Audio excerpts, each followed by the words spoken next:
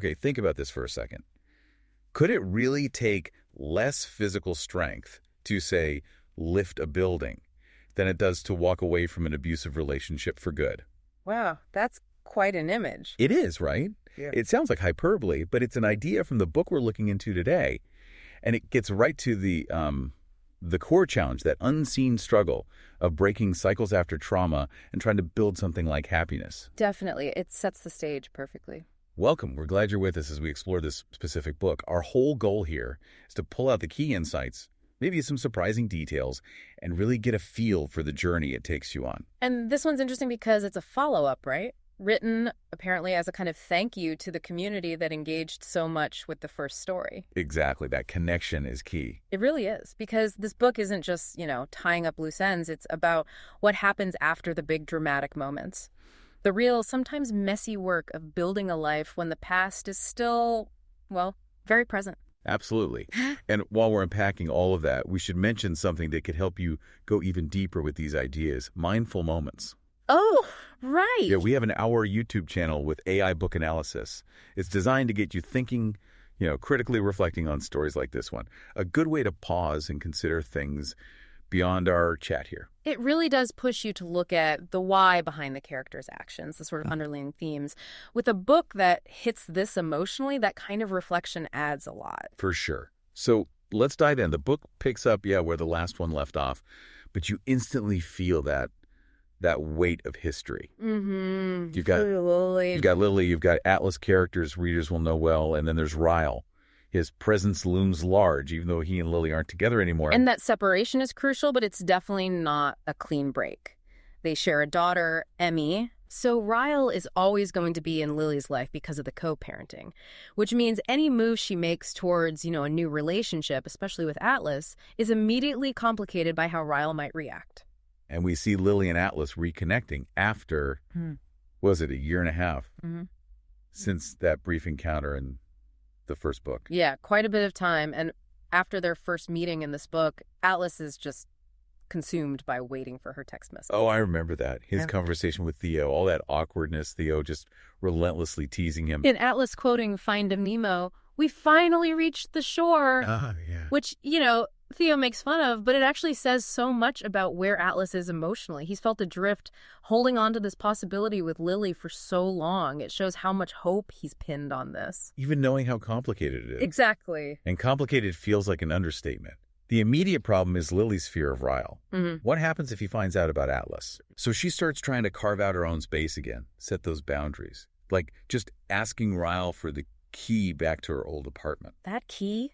It seems small, but symbolically it's massive for Lily. It's reclaiming her privacy, her autonomy after everything. Yeah. And Ryle's resistance to giving it back, that immediately signals the fight she's facing just to establish these basic lines. And while all this is happening with Lily, Atlas has this whole other stressor, his restaurant getting vandalized. Right, the Bibbs subplot. It adds tension, but it's also kind of odd, like the details. Yeah. The misspelled graffiti ass and tire. I know. What does that even mean? Who knows? It adds this layer of slightly absurd darkness to someone violating his space, and then finding the vandal actually napping inside. So bizarre. It feels like this weird, unexpected intrusion, which kind of mirrors the personal disruptions both he and Lily are dealing with in their lives. Speaking of unexpected intrusions, the book then throws this huge curveball at Atlas concerning his family. Oh, yeah. This is where Atlas's story just takes this sharp, completely unforeseen turn. His mother, Sutton, shows up. After being gone for 15 years? Nearly 15 years, yeah. Suddenly, she's back. And the reason she contacts him is just devastating. He has an 11-year-old brother, Josh, who is missing. The double shock. First, finding out you even have a brother.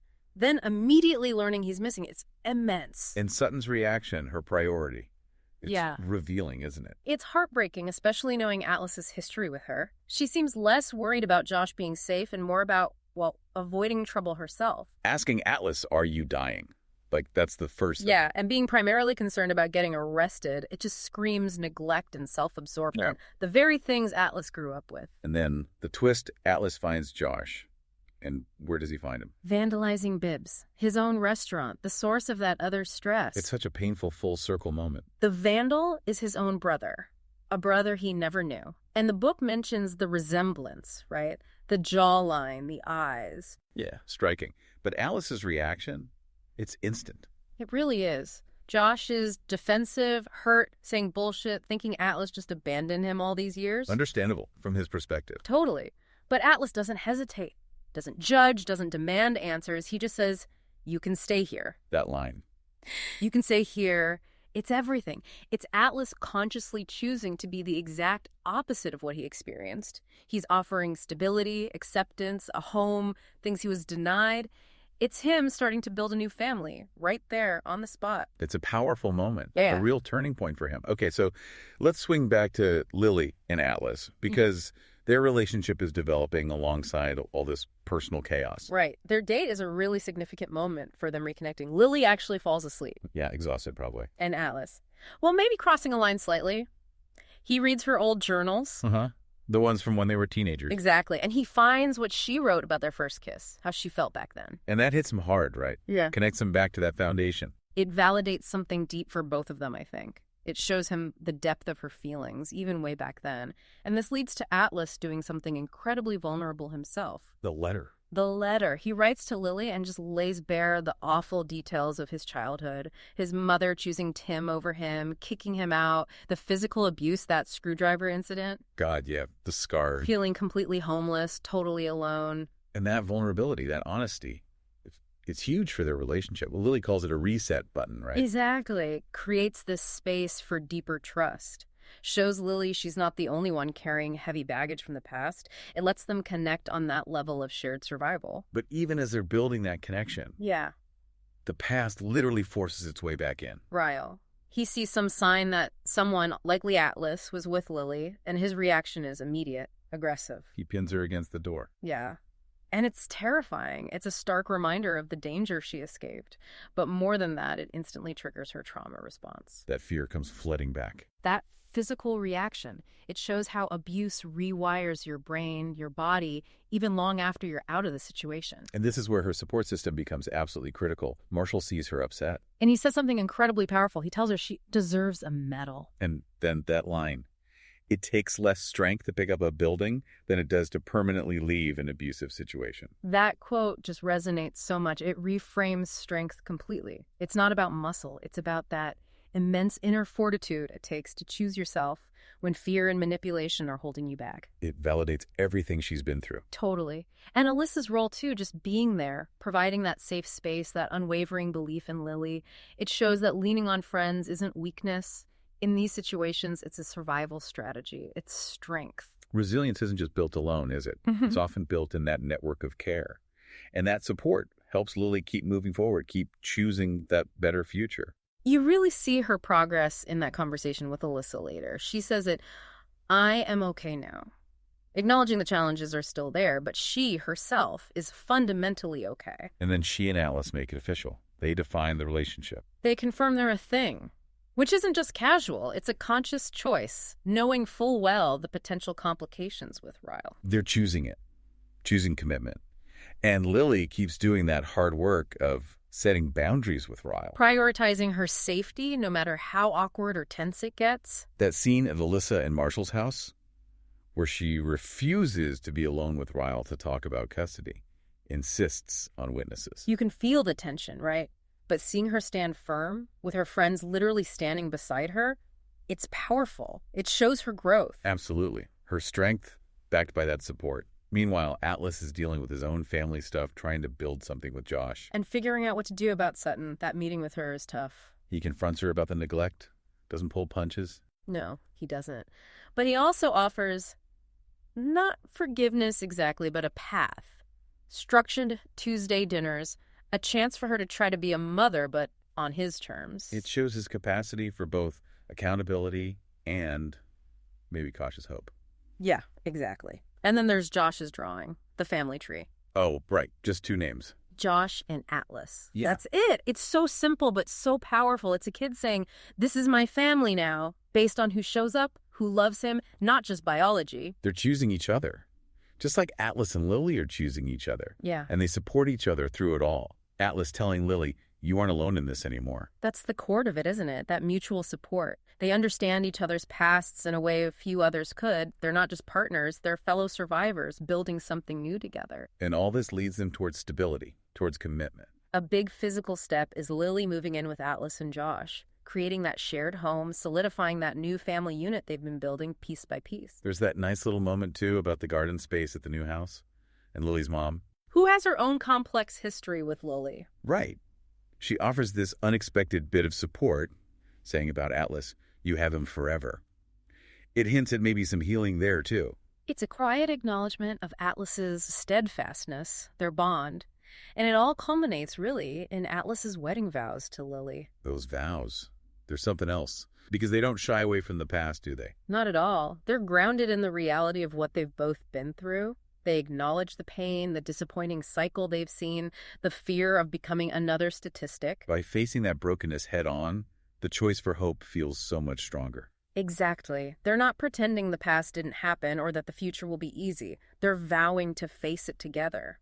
Atlas talks about being grateful for their love, even if it ends in heartbreak. Choosing to face the journey, the hills, valleys, peaks, and canyons, side by side. He says, it's you and me, Lily. And those final lines? My favorite person.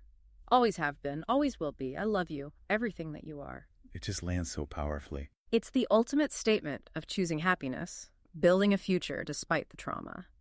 It shows the resilience needed not just to escape, but to actively build something beautiful and lasting afterwards. Which brings us back to that opening idea, doesn't it?